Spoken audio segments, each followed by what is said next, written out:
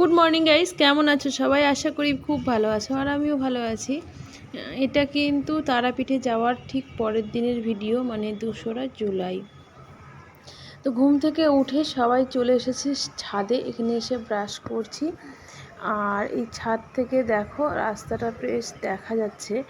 আমরা কিন্তু ছিলাম ঠিক তারামা সরণি যে গেটটা আছে তারাপীঠে, তো সেই গেটের ঠিক অপোজিটে। আর এদিকে চারিপাশে শুধু হোটেল আর হোটেল, আর ওই যে দেখো সোজা দেখা যাচ্ছে তারামা সরণি গেট। তো ঠিক তার সামনের দিকেই আমরা আছি। আর যে লোকজন সব মন্দিরে যাচ্ছে আসছে পুজো দিতে, কারণ ভোর থেকে লাইন শুরু হয়ে যায় পুজো দেওয়ার। আর এই সময়টা মানে সকাল টাইমটা কিন্তু প্রচণ্ড ভিড় হয়। তারপরে চলে আসলাম রুমে, আর এসে এদিকে চা চলে এসেছিলো রুমের সামনেই, এসে চা করে ডাকছিল, তো চা নিয়ে নিলাম। এখন সবাই চা খাবো। চা বিস্কুট খাওয়ার পরে কিন্তু ঘুরতে বেরোবো। এখন যাব না পুজো দিতে, কারণ এই টাইমটা না প্রচণ্ড ভিড় হয়, অনেকক্ষণ লাইনে দাঁড়িয়ে থাকতে হয়।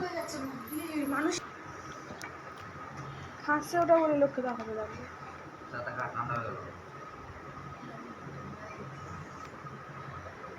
এক বোতল জল কাল থেকে শেষ হচ্ছে না, কি জল খাওয়া ভরা হলো না জল।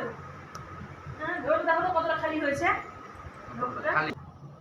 তারপরে আমরা রেডি হয়ে যে বেরিয়ে গেছি। টোটো চলে এসেছিলো হোটেলের সামনেই, তো ওই টোটো করেই যাচ্ছি। মানে হোটেলে যে হোটেলে ছিলাম সেই হোটেল থেকেই ঠিক করে দেওয়া হয়েছিল টোটোটা, যদিও আলাদা চার্জ নিয়েছিল। তো তবে বলবো যে যতটা আমাদেরকে ঘুরিয়েছে সেই তুলনায় অনেকটাই টোটো ভাড়া কম ছিল। চলে আসলাম প্রথমেই যে মন্দিরটা ছিল সেখানে। তো আমাদেরকে বলা আছে যে 7টা মন্দির এখানে আছে, সেই 7টা মন্দির দেখাবে। তো 12টার মধ্যে সেগুলো কমপ্লিট করতে হবে। আর আমরা বেরিয়েছি 9:30-তে। এখানে কিছু কেনাকাটা করছিল তোমাদের দাদার, এই যে একতারা কিনেছে, মেয়ে ভাগ্নি তিলক কেটেছে, তো আমিও এবার তিলকটা কেটে নিচ্ছি। আর তিলক কাটতে কিন্তু বেশ ভালোই লাগে। তো যে আমাকে তিলক দিয়ে দিল, সে অনেক আশীর্বাদ করছিল, যে এই কারণেই যে সিঁদুরটা দিয়ে আমাদেরকে টিপ দিয়ে দিল, নাকে সিঁদুর পড়ে গেছে। তিলক কেটে কেমন লাগছে একটু বলবে। আর এই যে মন্দিরটাতে প্রথম ঘুরলাম সেই মন্দিরটা, এটা ভেতর থেকে ছবি তোলা কোনো অ্যালাউ ছিল না বা ভিডিও করা অ্যালাউ ছিল না, সেই জন্য কোনো ভিডিও করে তোমাদেরকে দেখাতে পারলাম না, শুধু মন্দিরটাই দেখালাম। আর তিলক কেটে কেমন লাগছে অবশ্যই কিন্তু বলবে। তারপরে বেরিয়ে পড়লাম আর একটা মন্দিরের উদ্দেশ্যে। আর টোটোতে যেতে যেতে একটা ভীষণ গান মজা হাসি হচ্ছে, তোমরা নিশ্চয়ই ভিডিওটা দেখে বুঝতেই পারছো। আর শুধু আমাকে না, আমরা তিনজনই যে তিলক কেটেছি, আমাদের তিনজনকেই কেমন লাগছে অবশ্যই কিন্তু বলবে।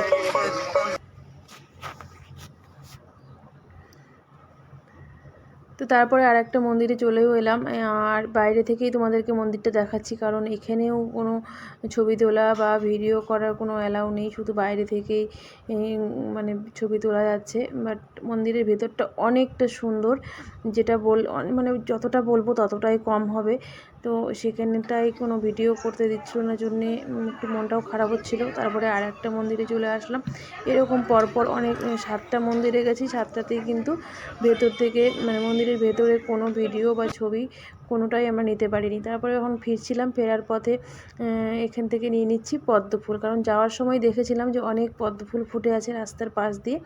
তো ভেবেছিলাম যাওয়ার সময় টোটো দাঁড় করে নেব, কারণ যাওয়ার সময় একটু তাড়াহুড়ো ছিল, 12টার মধ্যে আমাদেরকে সব মন্দিরগুলো ঘুরে কমপ্লিট করতে হবে, সেই জন্য আর দাঁড়ায়নি।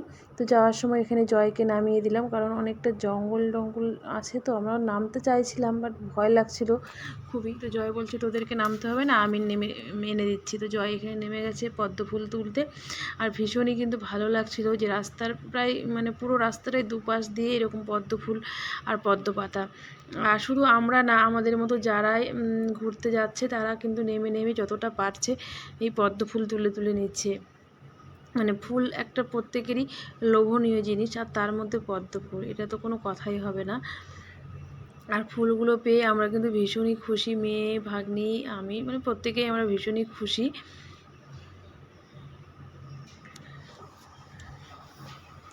তারপরে এই ফুলগুলো নিয়ে অনেক সেলফি তোলা হলো।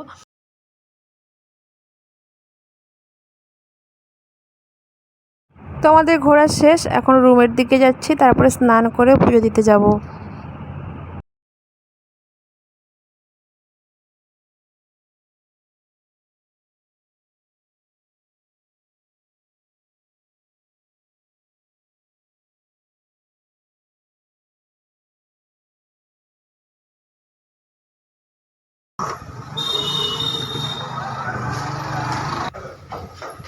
তারপরে স্নান করে যে শাড়ি পরে রেডি হয়ে বেরিয়েছি, কিন্তু বৃষ্টি হচ্ছে, কিন্তু কিছু করার নেই, যেতে হবেই, কারণ বৃষ্টিটা থামবে বলে মনে হচ্ছে না।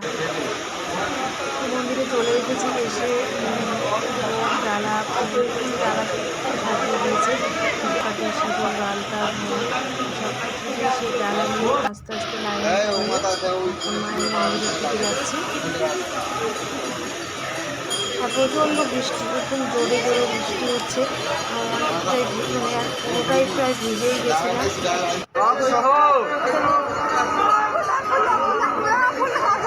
আস্তে আস্তে যেতে যেতে মায়ের কাছাকাছি চলে এসেছে।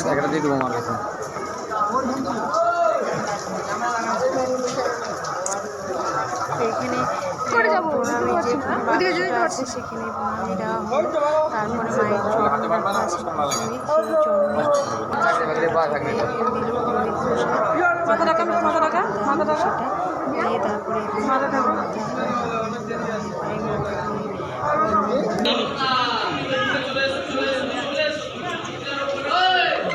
কারণ মায়ের সামনে যেহেতু বেশিক্ষণ থাকতে দেয় না, সেখানেই কিছুটা সময় ছিল, কয়েক মিনিট চলতে পারে, তো সেখানেই প্রণাম করা ফুল দেওয়ার দিয়ে দিলাম আমরা 3-4 জনই।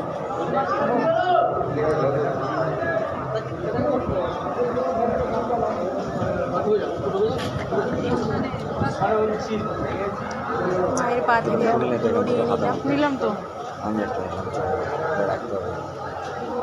হালকা নিয়ে নেব।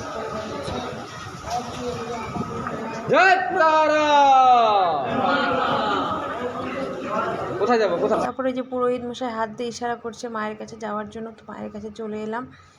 এসে এখানে একটাই কি যে খুব বেশি সময় তোমাকে দেবে না, একদম কম সময়ের মধ্যে এখান থেকে বের করে দেওয়া হয়, কারণ ভিড় অনেকটা হয়, তো সেই কারণে।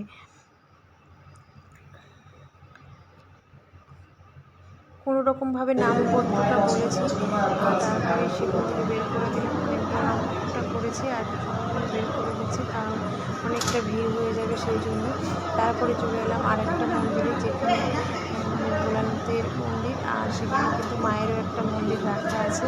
সেখানে এসে অনেক ফাঁকা ছিল, যেহেতু বৃষ্টি হচ্ছিল, সেখানে ইচ্ছে অনেকটা সময় ধরে দিয়েছি ছিল। আমরা এসে বেশ কিছুটা সময় নিজের ইচ্ছা মতো সময় ধরে বুঝতে পেরেছি।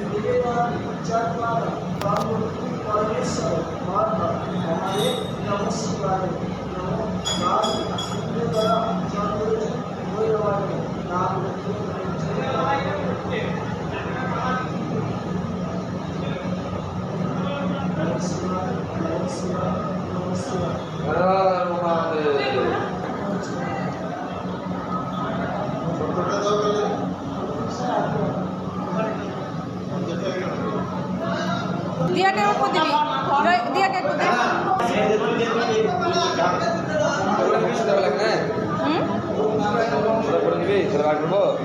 তারপরে চলে আসলাম যেইখান থেকে লাইনটা শুরু করেছিলাম সেইখানটায়, কারণ ধূপকাঠি মোমবাতি জ্বালাতে হলে এই পুকুর ধারে আসতে হয়, আর এই পুরো পুকুরটার ধার নিয়ে কিন্তু লাইন হয়।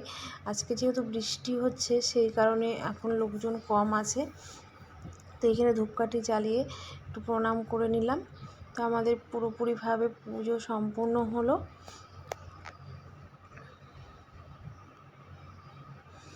তারপরে তারা মাকে তো পুজো দিয়েছি, তারা মায়ের যে অন্নভোগ সেটা না নিলে কেমন হয়, তো সেখানে হোটেলের যে একজন ছিল তাকে বলে তারা মায়ের অন্নভোগটা নিয়েছি, নিরামিষ অন্নভোগ।